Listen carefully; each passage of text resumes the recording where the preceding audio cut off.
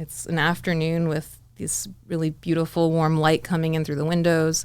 There's little bistro tables, and I want my kids to be able to come by after school, sit down and do their homework in a warm, inviting setting. And there's like the smell of baked goods in the air.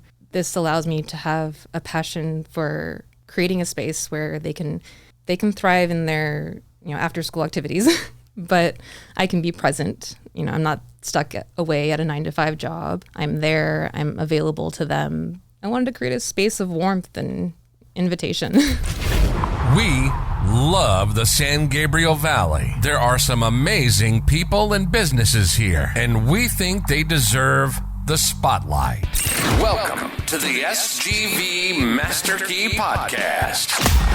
We'll have on the people that make the SGV great. We'll find out what makes them tick, their ups and downs, their history, and we're going to have fun doing it.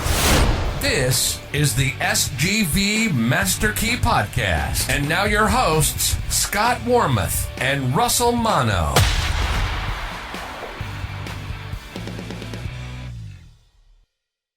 All right, SGVers, welcome back to another episode of the SGV Master Key Podcast. Thank you for tuning in. If you're new here, we bring you the stories behind the people and businesses of the San Gabriel Valley.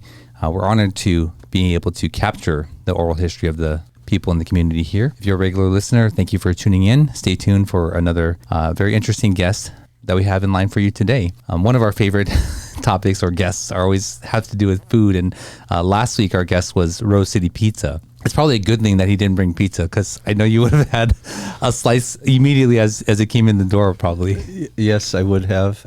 And yeah, we love food, as a lot of SGVers do. It's a big food community. Absolutely. Yeah. And, one of the things that I really like, if one of my vices are, I would say, pastries, baked goods, definitely cookies. Do you like cookies, Scott? Oh, yes. I love them. Yes. I love pastries. Yeah. I love bakeries, and I always have. Yes. Are there memories of cookies? Childhood? Yeah. What is that like? I just, my mother cooking, making cookies, it was, peanut butter, because she would take a fork and, smash the middle to get, it's funny, these traditions. Why do they do that? It doesn't even make sense. And somehow also I think of ginger snaps. Yeah. Those were the sort of like two that just stick out in my mind growing up. But yeah, definitely memories. I could never see a peanut butter cookie without thinking of, my mom baking them and using the fork.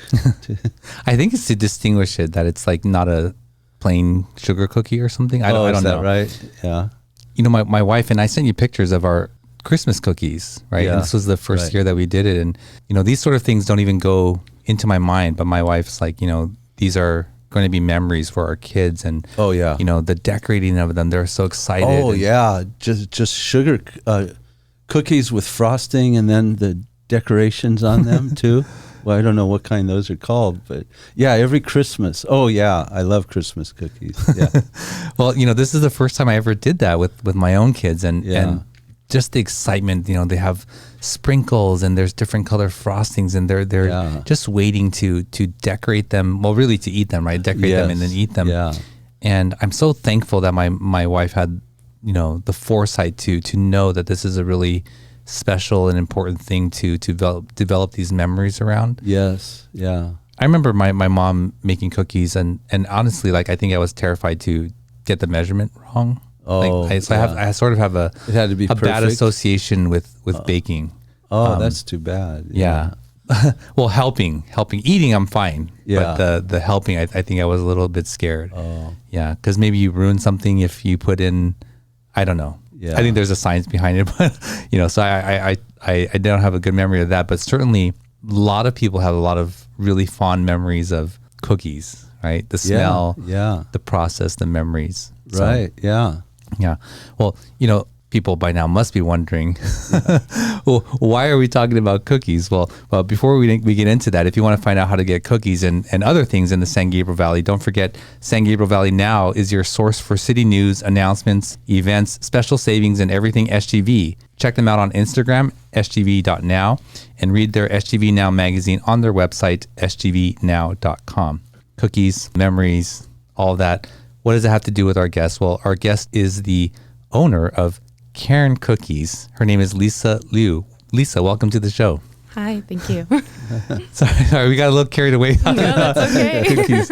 I would imagine that you're also very passionate about making cookies too. Yeah, I'm passionate about desserts and food in general. Okay, so what is Cairn Cookies? We are a small little bake shop, and we make cookies for those in the local San Gabriel area. We currently sell at the South Pasadena Farmers Market and online. So it's a very small operation as of right now, but I'm spending a lot of time focusing on developing the foundation of this business that I do want to grow.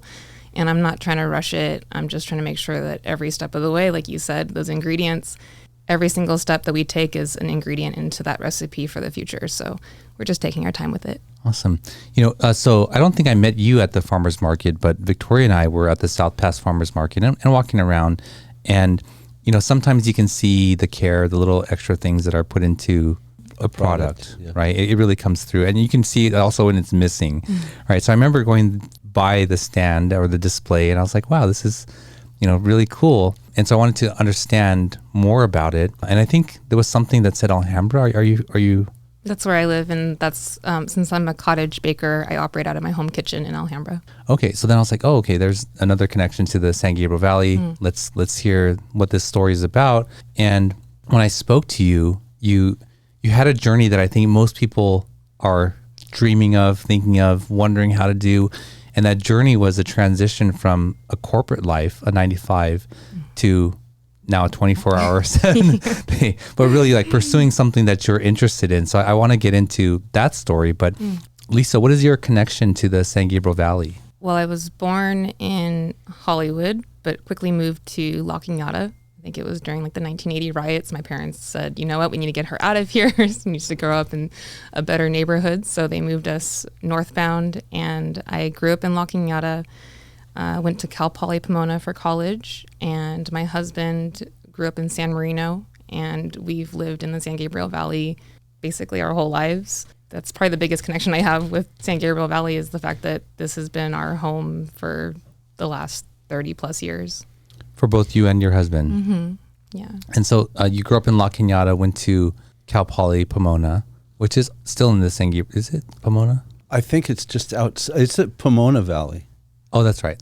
Yeah. So just outside, and then you came back to live in Alhambra?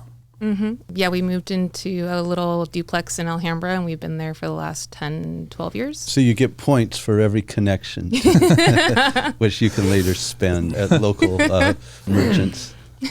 And for, our guests and our audience are all over, and I don't know how many we've had from La Cañada, but La Cañada is northeast of Pasadena. Northwest of Pasadena, right? And what was it like growing up there? It's a beautiful little town.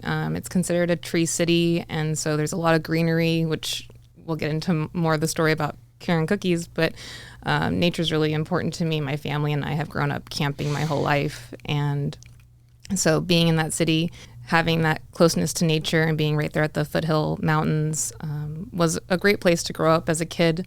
I loved the high school that I went to. It was an interesting cultural mix too. I think very much like the San Gabriel Valley, a mixture of Caucasians and Koreans and Chinese, and I guess it's there's more mixture here in San Gabriel Valley, but it was a nice mix growing up in that high school. And then we were right next to JPL, so there was a lot of American culture kind of right near us. And then I think our husband and I have talked about where we want to raise our children, and we've talked about Alhambra or San Marino or La Cañada.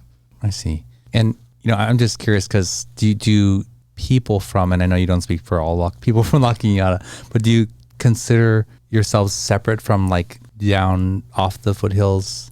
Would you come here often to visit? We would. My mom is from Hong Kong, And so she loved the fact that there was Chinese food so close by. And so we would travel down to San Gabriel Valley almost every weekend for dim sum. It was like Saturday tradition always. Okay. Where would you go? It's not, well, let's see. I have to preface that I'm very bad at remembering names. Okay. Was it on Atlantic? It's on Atlantic, and it was like up on the second story. Oh, Ocean Star. Yes. So we used to go there. And then we also used to go where the San Gabriel Boulevard and Garvey meet. That place is no longer there anymore. They're a new dim sum place. But now we go to Ocean Bow in El Monte. Oh, yes. Okay. My parents That's live near there. Seafood Harbor. Oh, we've also been to Seafood Harbor. We literally have gone to every dim sum place imaginable in San Gabriel Valley. Ocean Boat in El Monte. Okay, I'm not familiar with that. But Yeah. okay, so then you're Chinese. I'm half Cantonese, yes. And my dad is German and Irish. okay. I was like, I can't figure it out.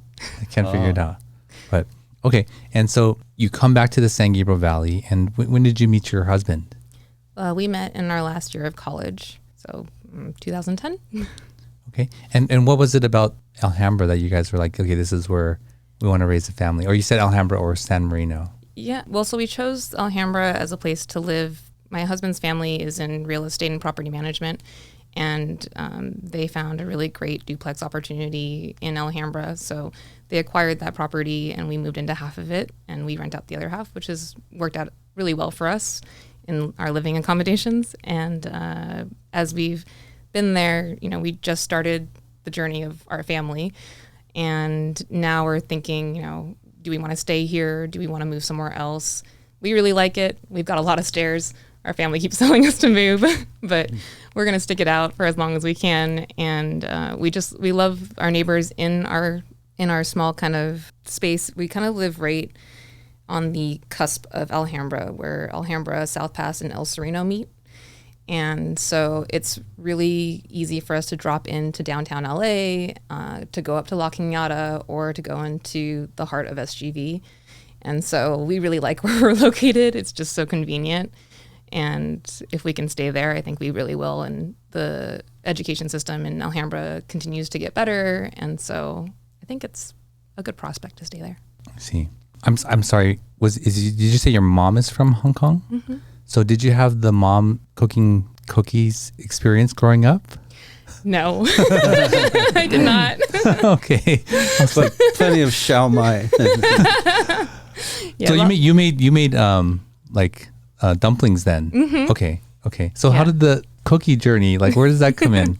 Well, so when I was in high school, I took culinary classes, and I had a teacher who really became kind of one of my best friends. She was a real inspiration to me, and I would go to her class. I think I went to her class 2 years in a row, but I would also spend lunches with her, and we would make food and bake goods.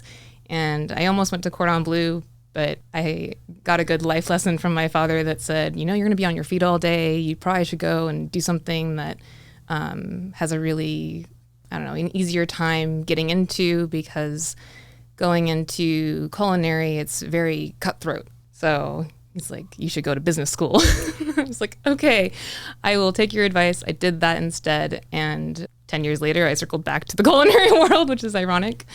So I had that experience with my teacher growing up in high school, and she really brought a passion for cooking and baking out with me.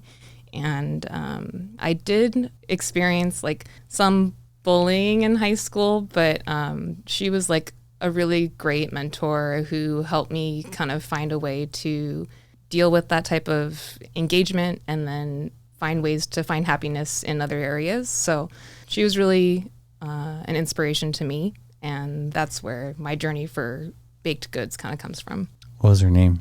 Mrs. Statler. Wow. I'm so curious, is it the connection with her that led you to this love of cooking and baking, or was it there?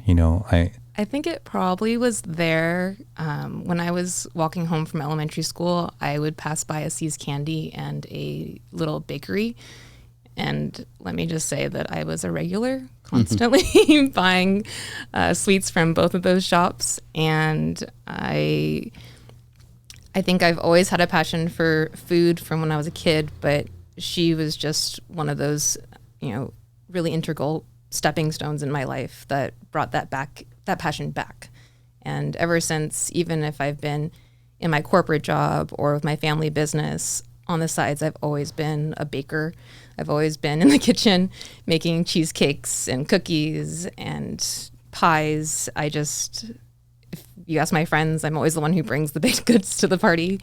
And so that's a component of why I went into this business, was the passion for baking and being in the kitchen and flavors. But also then there's like the business component that led into it as well. You mentioned that you were bullied in high school? I was. So it's ironic because even though Locking Out would be like a place where we would be willing to raise our kids again, I did have some bullying going on in that space. I think it was maybe influenced by television at the time.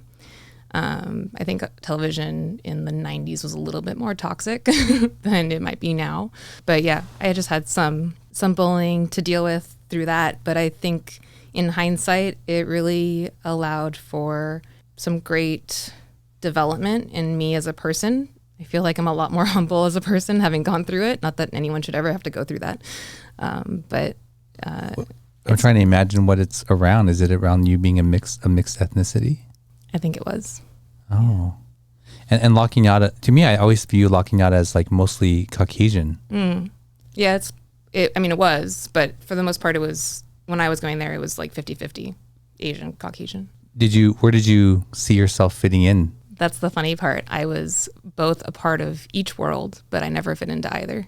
And did that, so I'm a mixed ethnicities. And so I remember, and I've shared this on the show before, the moment when I realized I was neither Caucasian or Japanese.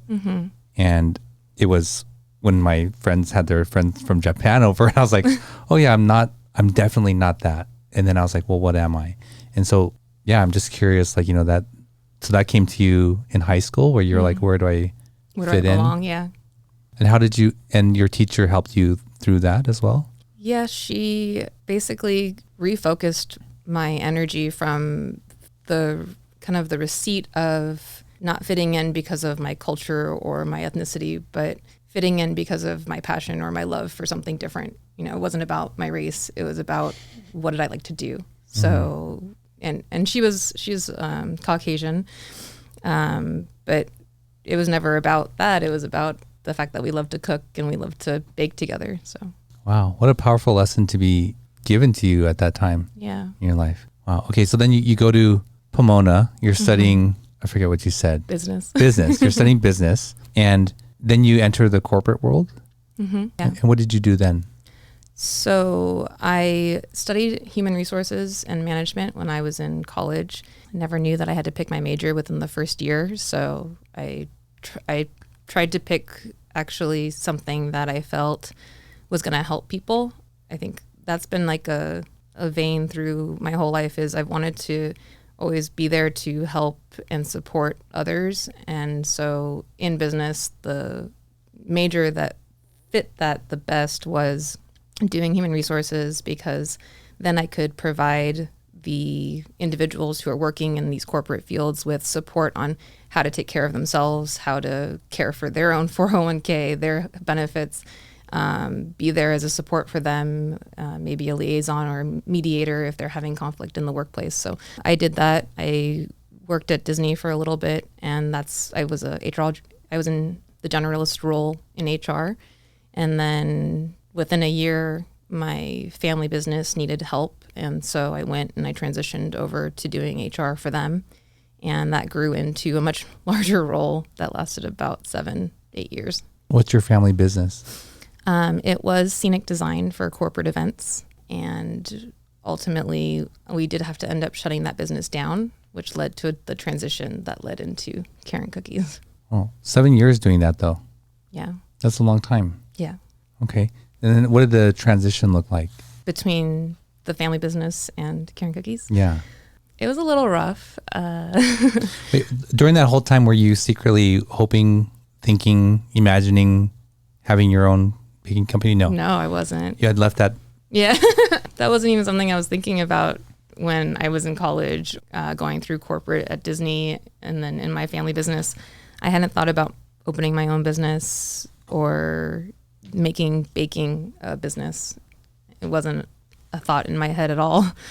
When I was transitioning from my family business, it was during a time where technology had really taken an advancement in that industry. And so we were in scenic design, which was more hard sets, things that are static compared to projection mapping and LED screens. And those things are much more dynamic on stage. And so it was really hard to compete. And ultimately, we actually got really lucky. We made this transition before COVID hit because COVID basically wiped out our entire industry. The event industry really took a hard hit when COVID came around. So we count our blessings. So just prior to COVID, we decided that we were going to close up the shop. My parents had been in business for over 36 years, and they had done an amazing job. They were extremely successful, and my parents ran that business together. It was like a small, medium-sized business. They had anywhere from 15 to 30 employees, depending on the year. And so we closed that business down. It was very challenging because, there are already like benefits and costs working with family. I don't know if any of you have ever worked with family, but it's definitely a huge learning experience.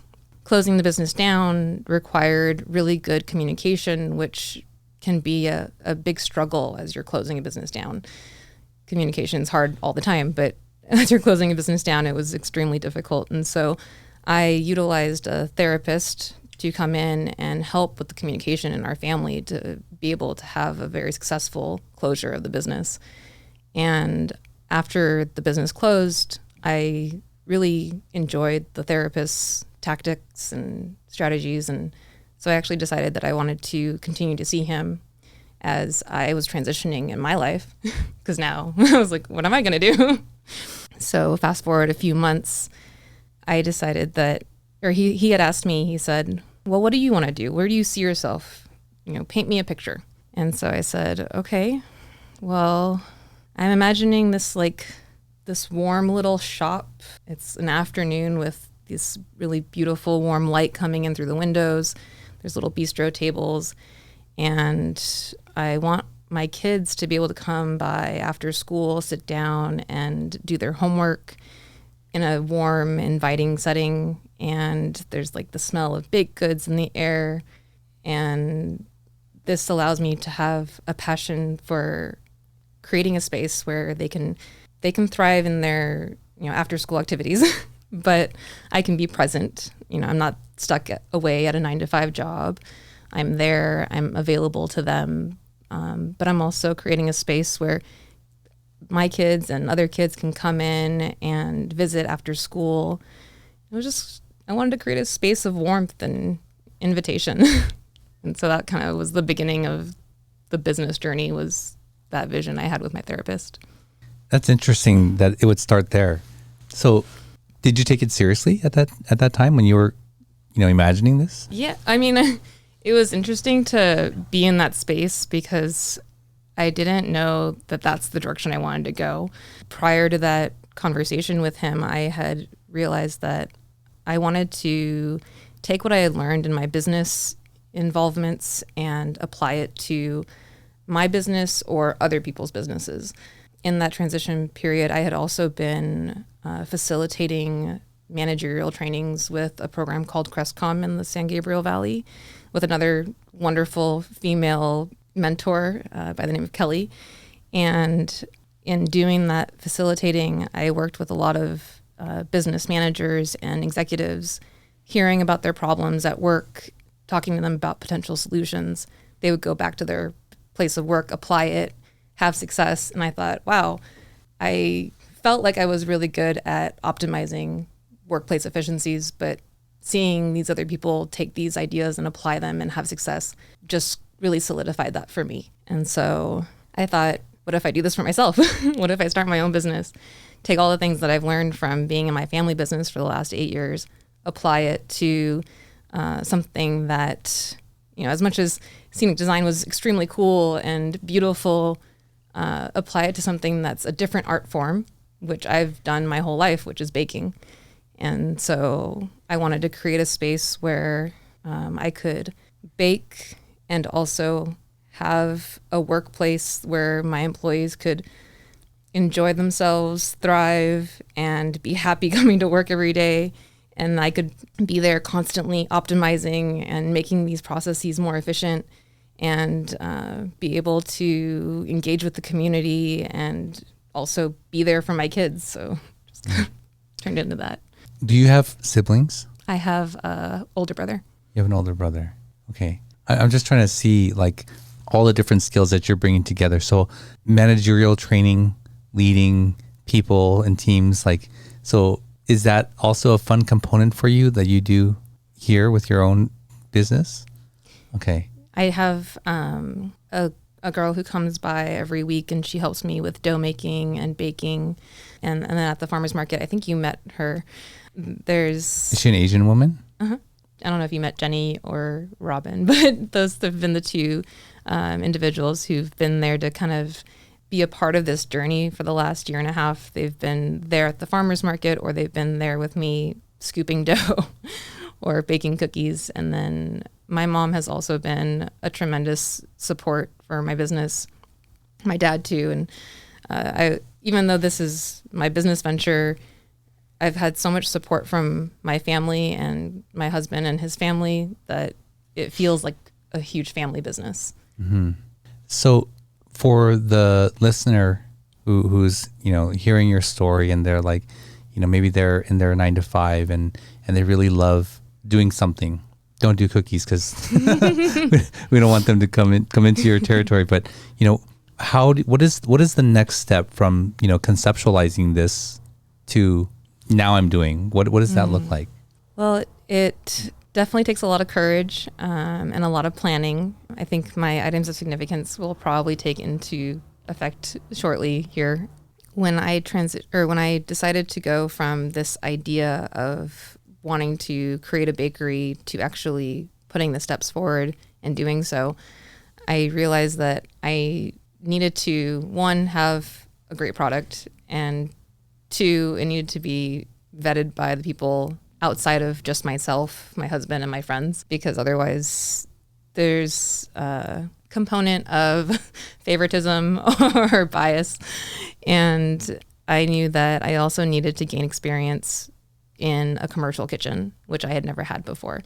I knew that I had a lot of business experience, but I knew that if I didn't have experience in a commercial kitchen, that there was a lot of things I needed to learn that if I just jumped into it, I would just hurt myself. So I decided to talk to other business owners in the San Gabriel Valley who had like bakeries or ice cream shops, ask them about what their journey was like, and did they start as a cottage operation? Were they somebody who was part of a franchise?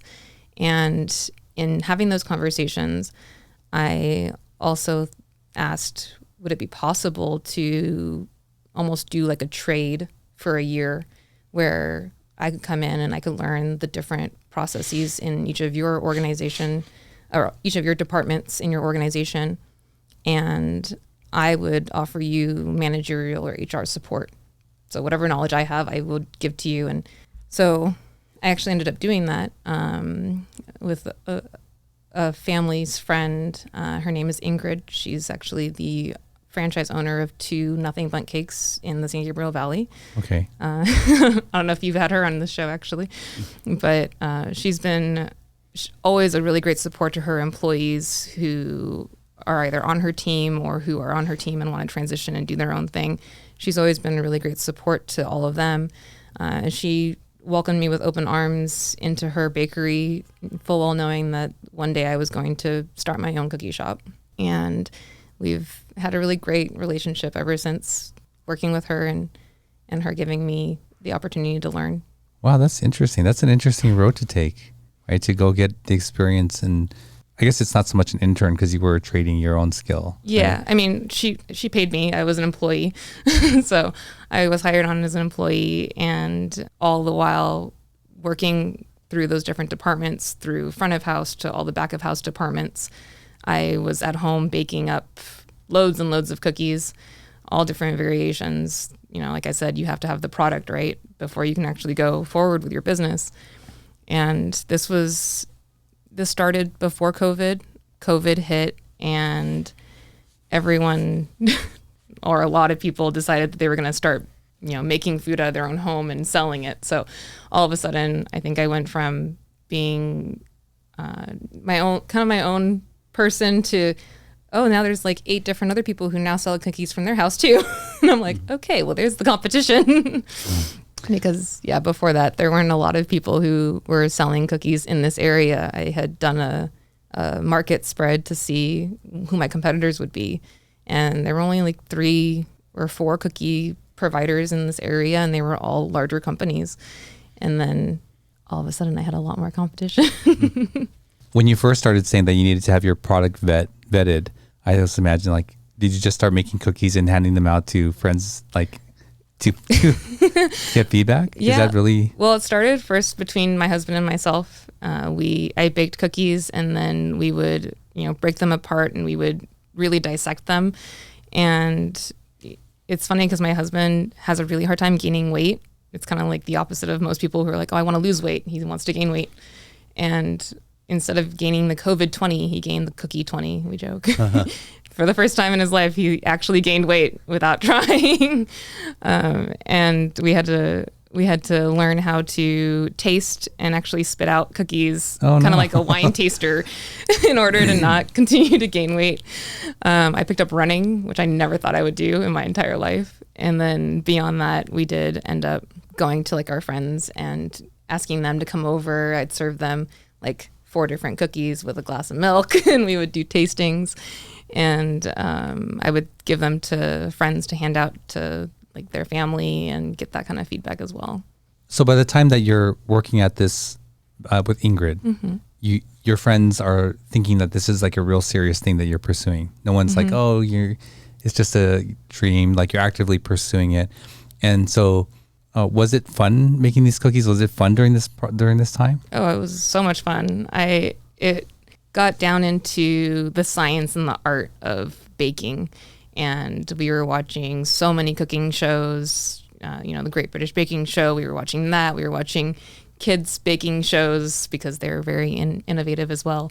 And we were doing like basically all my test batches. I would have, chocolate chip cookie 1, and then all the ingredients, and then what turned out and what modifications we want to have. And then on the next page, it was recipe number 2. And so I have a whole booklet of basically 30 or 40 chocolate chip recipe cookies. And I would do a lot of research online because you have to kind of start somewhere. And I would look at all the reviews, all the comments, take into consideration those types of changes. And then I think like for my vegan gluten-free cookie, I have over 70 alterations before coming up with the one that I have now. That's a whole conversation too, because the vegan and gluten-free stuff it's tough to get them where I feel like they're close enough to the real thing where it's enjoyable.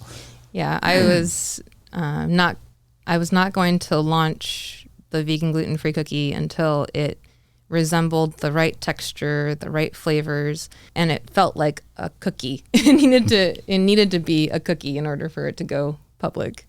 So I want to come back to that later on, but I want to go into the next step in your journey from testing and doing all these things, and when you actually made the jump to start either marketing or producing or whatever. But we ask each guest to bring an item of significance with them. Mm. Lisa, what did you bring with you today? So it might seem a little bit silly, but it was something that I received. I received as a message to myself from these 2 little tea bags. I'm just going to read what they say on them. The first one says, "The unknown is where all outcomes are possible. Enter it with grace." And the other tea bag says, "Never regret your mistakes. Admire the courage it took to attempt the unknown."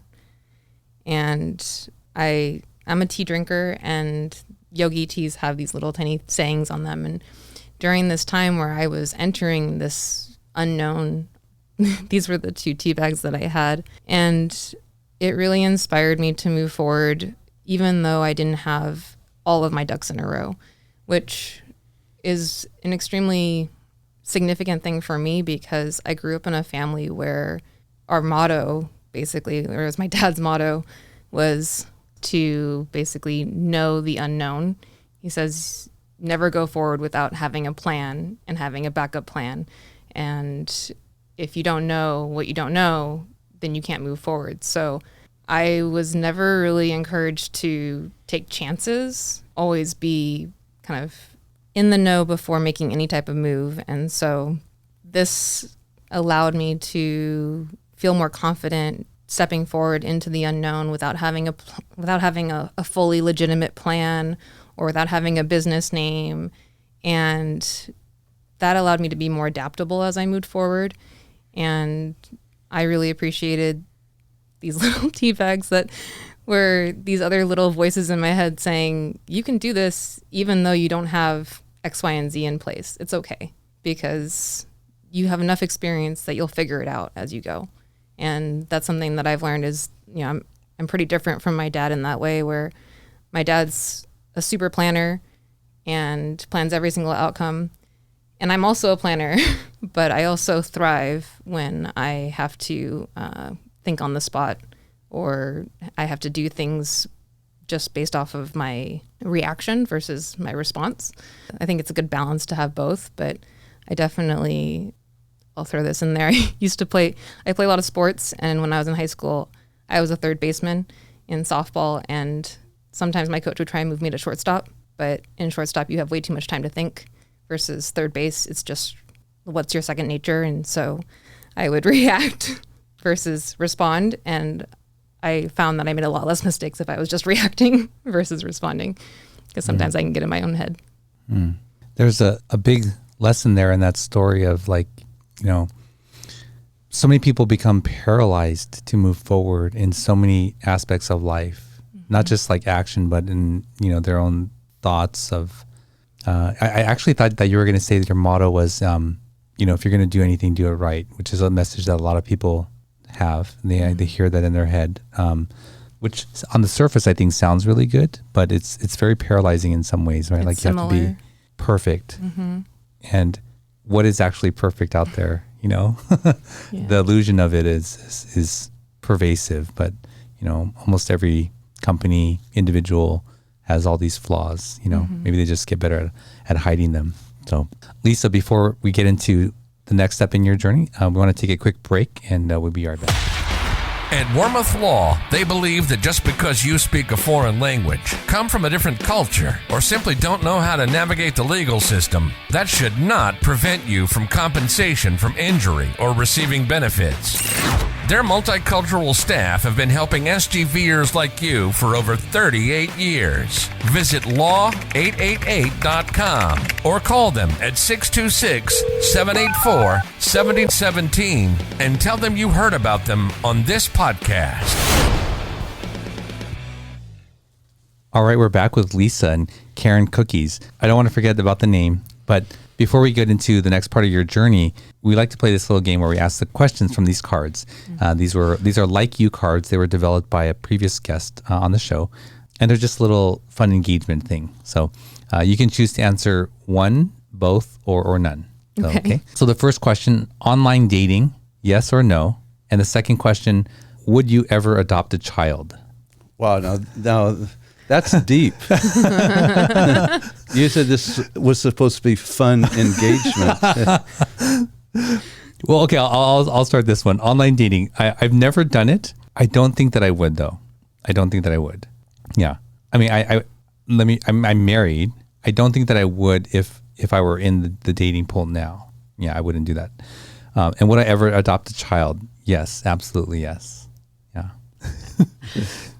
With regards to online dating, I personally never really did it, but I would say when I was in college, my friends put me on a dating app, and I went on a date with somebody. That was interesting, to say the least. It led into a year-long relationship, but I, in hindsight, wouldn't choose to do online dating now, just from my experience with my friends who do online dating. I would much rather go join a group, like maybe a hiking group, or we go climbing. Well, I used to go climbing. and find activities that I enjoy, that I would meet somebody who has similar interests. So that would be my ideal dating. Okay. How about you, Scott? Well, as far as adopting a child, yes, I would. I mean, I'm lucky to have 2 great children that were not adopted. But yeah, when I was in the Peace Corps in South Korea, I did, work at an orphanage on a sort of a voluntary part-time basis. But yeah, it's a very, and growing up, of course, my mother always had foster children in the house. So yeah, it's something in my background. Yeah, I would definitely consider it. And online dating it's not even part of my, thought process. So. Yeah, I'm just fascinated. Some families, like, it's just a thing that they do, and they constantly, or they have adopted many children. Yes. And I think maybe when they reach a certain point in their life and they can do that, and, right now my focus is on my own kids and family. So, so let's get back to you, Lisa. So you were sharing about the tea bags and what that meant, and being able to step out into something where you didn't know all the steps, you didn't have it all planned out, and you're having fun, you're giving free cookies away, your husband's gaining weight. So what's the next step for when you go, to actually selling to the public? Well, you have to start with the process of creating your own business, and that is multifaceted, with everything from choosing what your DBA is, to getting your business license, to your insurance, and all of the paperwork that goes into starting your own actual business. And then after that, it's about finding out how you want to go to market. So if you're going to create a website and you're going to sell online, going about that. And then how do you get engagement? Do you go out and do you do grassroots marketing? Do you go door to door? And do you create business relationships where you're selling through other coffee shops, and deciding how you wanted your brand to be received by the public? And so for me, I decided that I wanted to be that neighborhood shop. Ever since that vision I had with my therapist, prior, I wanted to have a space that was in the neighborhood. I wanted to be the neighborhood cookie shop. And I didn't have the resources to have a full-on brick and mortar that costs a lot of money. But I knew that the farmers markets were areas where people could sell local goods. And I knew that right there, I would be literally, in the hands of the neighborhood, right? I'd be so close to the people of the neighborhood. And so I went to the South Pasadena farmers market because I remember really enjoying the environment and the ambiance of that market. And I went to go check it out with my friends. And at that time I had asked the information booth, what does the process look like to submit an application? And I think I got lucky, and the market manager was there that day. And so she said that the market was pretty oversaturated with baked goods, and that it was probably unlikely that I would get in for a year or so. And I was like, oh, okay, well, that's good to know. She said, but if you want, you can bring your cookies next week, your top 2 sellers or top 2 performers, and we'll go from there. So the next week I was like, I'm just going to bring everything that I have and try and win her over. And by the way, I brought you guys lots of cookies today too. Oh, we're trying to hide them from Scott. He's so surprised. You see, I just came alive. I was like, Tori, hide them from Scott. Oh, wow. You guys didn't tell me. Well, maybe we can bust into those a little bit later. Yeah. But yeah, so I brought the packaging that I had created, and I had brought the cookies that I wanted her to try, and she had shared them with some volunteers there, and she just kept going between each cookie and loved each one more and more. And she said, I would love to get you in here in like the next 2 weeks. How can we do that? I can submit a form. It went from more than a year to in the next 2 weeks. Yeah, she's like, if you can, because I think space was also very limited at the time. And so she turned me around to the the popsicle booth, which highly recommend. They got really great popsicles at the South Pasadena Farmers Market. She's like, if you can get this small setup, I can squeeze you in. And so I went and I got a smaller, canopy, and I went and I built the canopy that you saw when you guys came by. And I created a little booth, and she got me in there in the next 2 weeks, and I felt like I'd gotten to Berkeley, honestly, because I went from a year to 2 weeks, and I was like, wow, I can't believe this. I was so excited I couldn't sleep that night. Wow. And when was that? That was a year and a half now, July of 2021. And the South Pass Farmers Market is unique, I would say. Well, I think they're all unique, but in the sense that they shut down the streets, right? It's in the street. And Where is it? So it's in South Pasadena, if you're looking at the intersection of Mission and Meridian, I think it is. Oh, Yes. okay, that area. Right where the metro crosses over. Right. Yeah. Okay. Yeah, and it's an afternoon market, So evening it's market. like 4 to 7 or 4 to 8, depending on the time of the year. Yeah, so unlike the Victory Park here in Pasadena, where it's like morning only, or Alhambra is morning only, it's like an evening thing. I think families go out there. There's schools there, so there's like a ton of kids walking around. I think sometimes they have entertainment there. Is that correct? Yeah. Yeah. So it's like a thing to do on a. Yeah, it's a Thursday evening, a night, which I think is great for cookies because I've thought about going into other markets as well, and morning markets. I'm not really sure if that's where I'm going to do. Yeah, I'm not sure how I'm going to do well there. I feel like there's only certain cookies, like the oatmeal raisin, that's going to do well because it's a morning cookie. I do have another small local coffee roaster that I have tried partnering up with a few times. And if I ever do a morning market, I want to partner with him because coffee and cookies go really well together, not just rolling off the tongue, but in actuality. Yeah. Who's the coffee person? He has a small thing called Subtle Notes. His name is George. It's more of a side business. We had a guest from a farmer's market. His name is Frank from Three Hats Coffee. I listened to his podcast before I came over here. Did you really? Well, I wanted to make sure that I knew. Oh, you listened to his podcast on our show. Okay. Yeah. So he started on, or he's still doing farmers markets. Yeah. Yeah. But his coffee is also really great. Yeah. Well, let's get into some of the exciting stuff for Scott. We try to hide them from you, Scott. So talk about some of the products that you make. What are the best sellers? What are the most unique? I remember seeing on Instagram she had like a ghost pepper chili one. Yeah. And like people were eating it, and I was expecting them to have like a real reaction to it. But anyway, so go ahead. What type of cookies do you? Well, the ghost pepper one is a Halloween special. Is it in here? No. No, that one's only during October because it has the Halloween theme. So we'd use ghost pepper in it. So it does have a kick. It's kind of got the Mexican hot chocolate spices. It's the honeycomb toffee brownie cookie with ghost pepper in it. So the honeycomb toffee brownie is the one you're going to pull out of the bag next. And that's been like a really good base for a lot of different variations. You want one right now, Scott? Well, actually, I want to see they're individually packaged. Yes. I'm just kind of curious as to with how that. having opened up during COVID, individually wrapped cookies kind of was the way to go. My goal one day when I do have a brick and mortar is to be able to just literally serve the cookies fresh out of the oven to the consumer versus having them individually packed.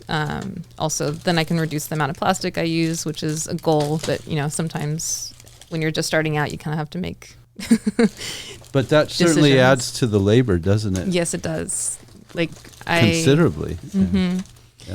Yeah, having to package each one and seal them up. It went from actually, when I first started the individually packaged cookies, it went from a package where I would put the cookie in the bag, seal the cookie with a impulse sealer, have to cut that off, have to niche it, and then I would heat seal the or like shrink wrap the thing for like ultimate freshness.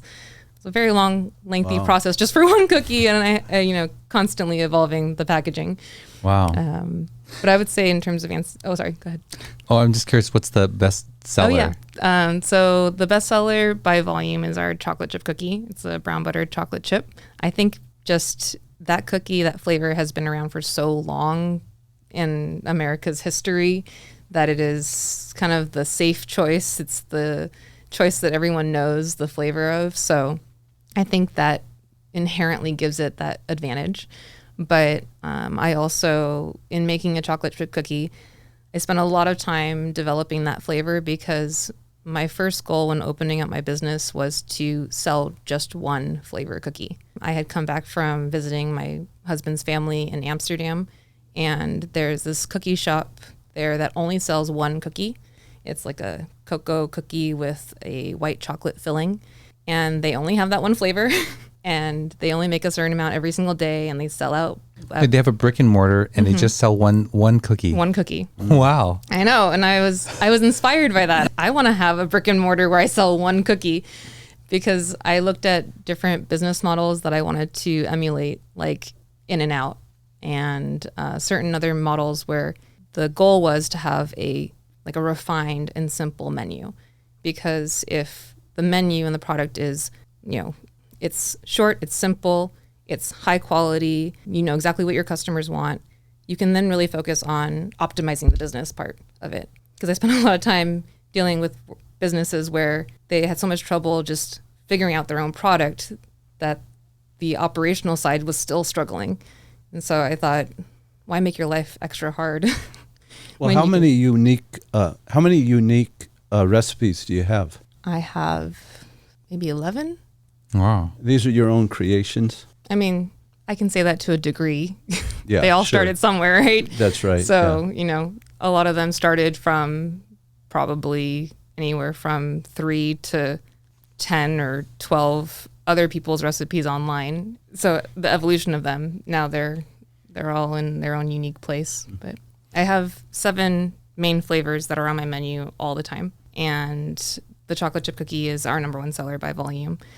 And then it depends on where, what event, but just over a calendar year, the white chocolate macadamia is the second most popular flavor, followed by our Christmas cookie. And the honeycomb toffee brownie is extremely popular at the South Pasadena Farmers Market. I think they're a very chocolate forward market.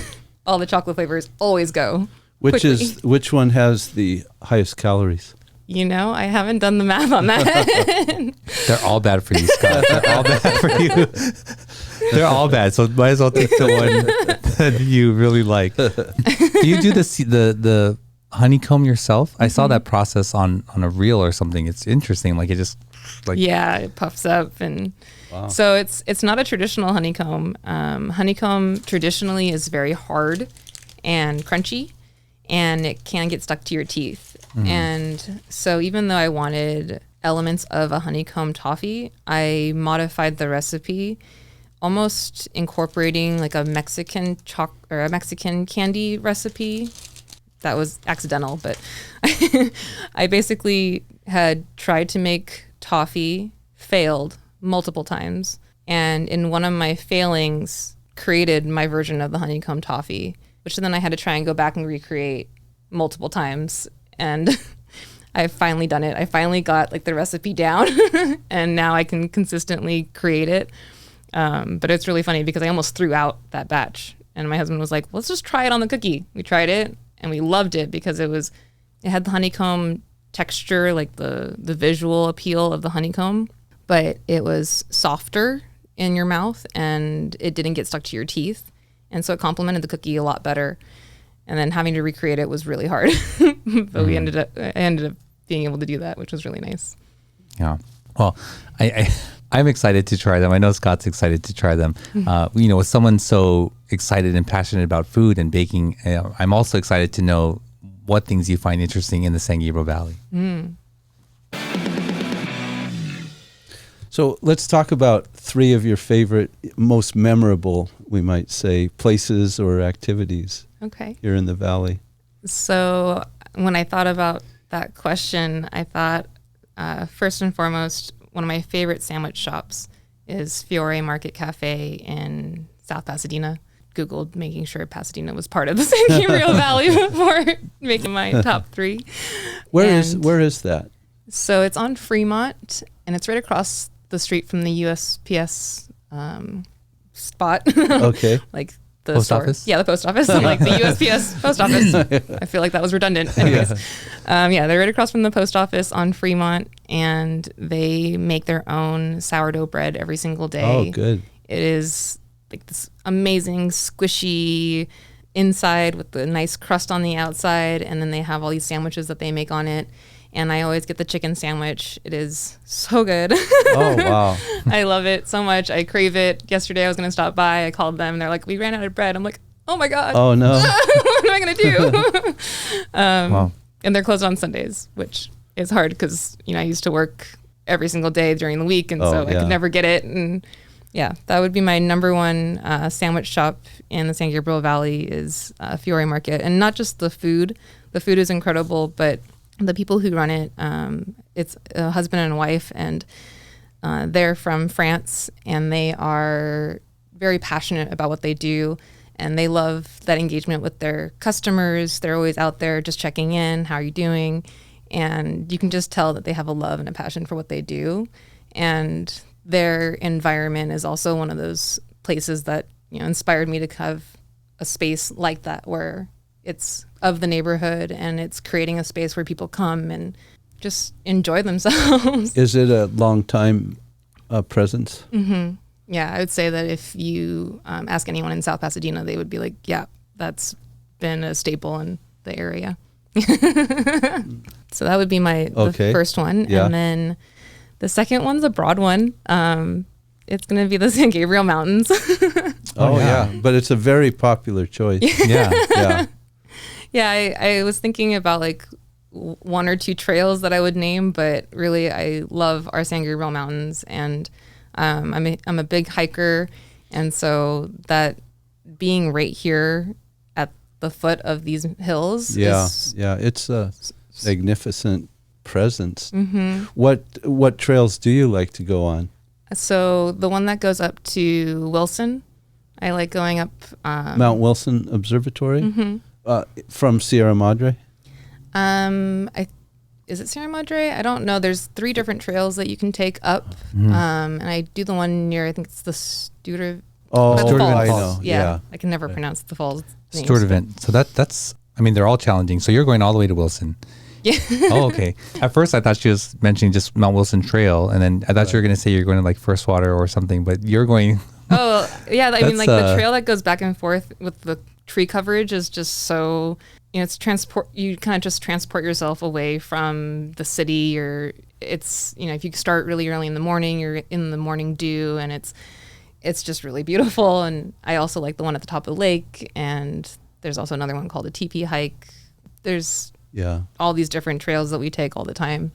They're all but you're really right. beautiful. Just the mountains are so just beautiful, Mm-hmm. So many, you get the sun shining or reflecting as it goes. Yeah, there's just so much color to them. Yeah. We were just up there this morning. Oh, yeah, At really? 6:30. Yeah. Oh, Yeah, you you guys see did a the hike? picture behind you. That's where we were, which is up. So you got that printed in the last? No, but that's where we go regularly, Oh, okay. Yeah. and that's Oh, you don't want to tell the location, Scott. yeah. No, I'm like, It I is. see downtown LA. Yeah, Is this? it is. So it's the same starting point as the Cobb Estate going to Echo Mountain, but it's a different trail. Okay. But The one that goes to the left it is, yeah. actually Oh. straight. Yeah. Oh, she knows. by the water. You guys Oh, pass. so the water is just below that trail. Okay. Yeah, you can go down. Oh, I know what you're talking about. As you go to the right, and then you come to there's a fork. I guess a fork in the road, but that's where you go up Echo Mountain.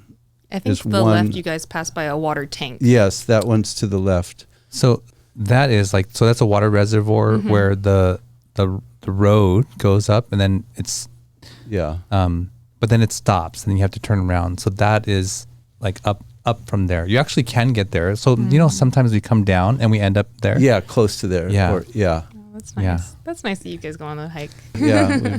But Sturdivant to Wilson is 7.5 miles one way, and that's if you go from Chantry Flats up, and if you go down to Sturdivant and then go up, that's even farther. That is a serious hike. Yeah, that's Right not there. a beginner. That was this morning. Oh, cool. Yeah. Oh, nice. Yeah. Oh, so Right beautiful. at the top. Yeah. And how about a third spot?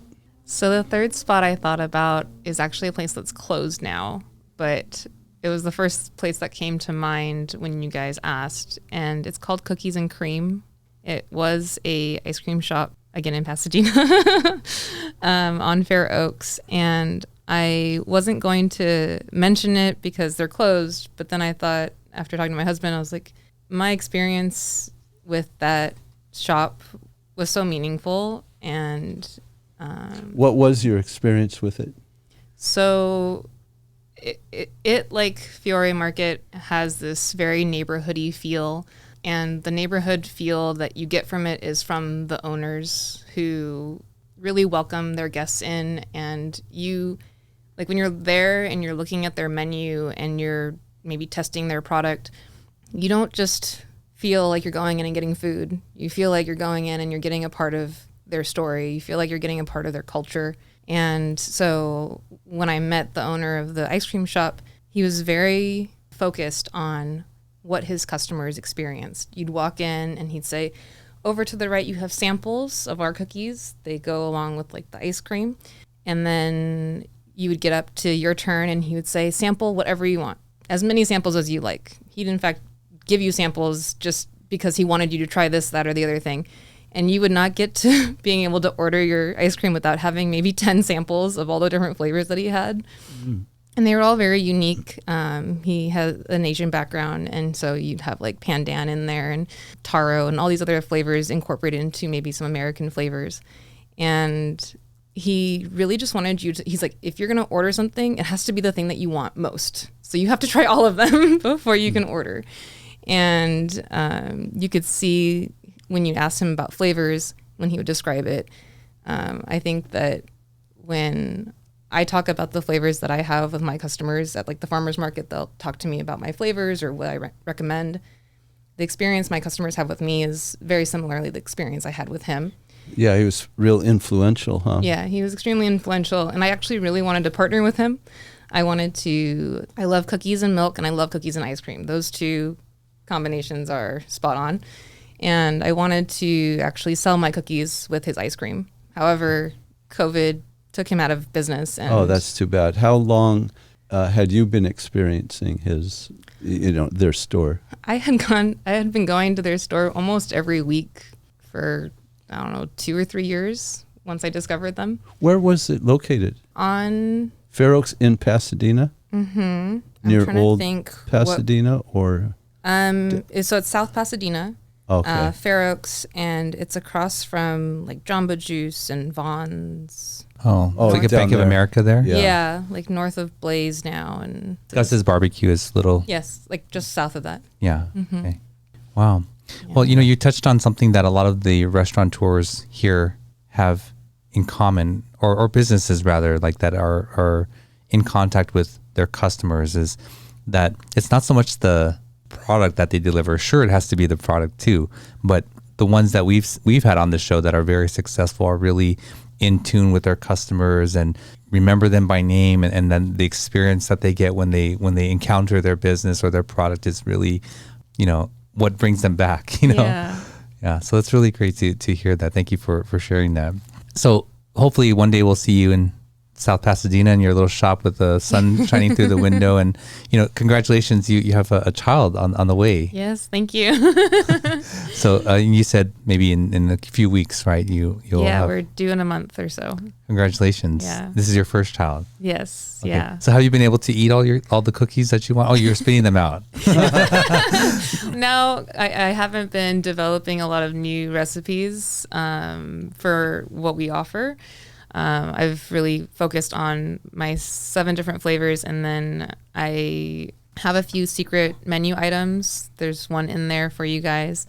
And beyond that, I've taken like development and kind of put it on the back burner because I really wanted to refocus my attention on the business and optimizing. Like I just bought myself a dough depositor to help with the scooping, because just me and another girl scooping hundreds, like 700 cookies a day, it's like Oh, Definitely does some damage to your shoulder. Like I went to my PT to get some help. Oh, yeah. So investing in the right equipment to really help. Basically, part of the dream of my business is to have my team not just, I don't want them to be laborers. I don't want them to break down their bodies to be able to be a part of something so sweet, in our business. And I want them to be operators. I want to invest in the right equipment so that they can not, use their own bodies. Because I've witnessed that so many times where people go into work and they have a passion for what they do, but then it's laborious and your bodies break down over time. And I just, yeah. Well, Lisa, thank you so much for coming on the show and sharing your story with us and our listeners. It's, the power of this show and the story is that like people who encounter your product, like you don't get to share all this stuff about who you are and where your journey has taken you and the things that you care about. And, now those people get a chance to really know that side of your story and what your company is about. So I appreciate you coming on and sharing that. If people want to get in touch with you or if people want to get cookies, what's the best way to do that? I would love for them to come visit us at the farmers market so that I get to meet them in person. If the South Pass Farmers Market's not in your geographic area, online is always an option. You can DM me on Instagram or send us a email. And what are those addresses? Oh, yeah. So our Instagram is at Cairn Cookies, Cairn Cookies. Not like the person, Cairn, but Cairn as in a stack of rocks that is utilized during trails, actually to indicate to the hiker that they're on the right path. And that's what a cairn is. And so if you ever see on our like cookie care card, I recreated that with a stack of cookies instead of a stack of rocks. And so we sell cookies as a stack of cookies, and they're called cookie cairns. Oh. And that's my kind of relationship with hiking and all that stuff. And so it's going to be at Cairn Cookies for Instagram, and then our email is CairnCookies@gmail.com. And the website? I'm sorry, did you say that? It's CairnCookies.com. Cairn Cookies. I'm so glad we got to the name and the explanation for that. That's so much better than I would have ever imagined. Actually, I would get frustrated at myself at like not being able to pronounce it, but now it has so much more meaning to it. Yeah. Yeah. And I was going to say, next time you guys go on your hike, if you guys ever see a little rock cairn on your path, you can think of our cookies as well. Yeah. Now I know. Yeah, I have heard that word before now that you've mentioned it. A lot of people are like, oh, that's what those are called. I didn't know that. And so it's also a nice talking piece with the customers too. Yeah. It's fun because we sell them, as the cookie cairns, we sell those. And then I really latched onto that name because I also felt that it had a lot of value in like the team that I wanted to build, where the team would be this kind of stack of rocks where we all work together, and if we're not working in conjunction with each other, we would fall off balance. So it's got meaning for not only the cookies and the balance and harmony of the flavors, but also for the team and the camaraderie of what I want to build. Awesome. I love it. I love the meaning. Thanks. Yeah. If you weren't, pregnant, I'm sure Scott would have said it if you wanted to come try, going up this hike. I know that may be some time for you, but if ever that's of interest to you, you're welcome to join us. It's a challenging hike, and Scott laid a $100 bet for one of our podcast guests. That's going to happen next Thursday. Oh, really? that he could not make the distance in 30 minutes or less. Ooh, what's the distance? You won't believe it when I tell you. Let Russell tell you. He knows exactly. Oh, she's thinking. Hey, I'm still walking, Okay. and I just stopped running recently. When you hear the distance, you're gonna say 30 minutes or less. I can do that with my eyes blindfolded. Oh yeah, well I'm sure the increase in What is the distance? So to where we go, it's 0.69 miles. So it's straight uphill. Is that the tricky part? So if you're It's not familiar with straight, but it's uphill. if you're familiar with like maps and that, it's in 0.69 miles, it's 1,114 feet of gain. Wow. Is there a teepee at the top of this hike? No. I didn't think so. Okay. No. There's a similar one that's got the same type of stats, distance and elevation gain, and it's one of our favorite hikes. It's in La Cañada. So I couldn't mention that specifically because that's definitely outside of the San Gabriel Valley. It is, minus points for that. Yeah. Hey. And how long would it take you to do that route? Usually like anywhere from 30 to 45 minutes. If on like rainy days, an hour. Pushing yourself, like pushing yourself to exertion. Oh, Yeah. okay. So she probably could do it. Yeah. I mean, for sure. she could What do was it. our time this morning? We did it. I did it in Like 27:30. 27:30. Yeah. My fastest there was 18.59 though. Wow. What's your heart rate? Probably like in 180 something. Okay, yeah, you're definitely exerting yourself. Yeah. I mean, no, I was like challenging myself to go as fast as I could. Yeah, and then to a lower point, I would challenge myself, and I got there to like 15:30, and I just like had to lay down on the floor. But yeah, Wow. I'm still down, even though I'm pregnant. I think it would not be safe though. Oh, well. Because coming down is I mean we've fallen multiple times. Yeah, it's Very steep. Yeah. Yeah. I mean we've done it over 200 times and still fall. Okay. Yeah. So yeah, maybe we'll wait. But the invitation will still stand. Yeah. Okay. Thank Are you going to say under 30 minutes? I think he's gonna rethink that after this. Well, let's see how this one turns out. Yeah. Well, Lisa, thank you again for being on the show. We really appreciate it. It was a pleasure. Yeah. Well, there you go. Thank you for tuning in. I hope you enjoyed that episode, and went a little longer there at the end. We're talking about our hikes, but that's something that we're all passionate here in this room. Don't forget to like, share, and subscribe. And if you want to check out the full catalog of episodes, go to our website, www.sgvmasterkey.com. And until next week, we'll see you soon. You've been listening to the SGV Master Key Podcast.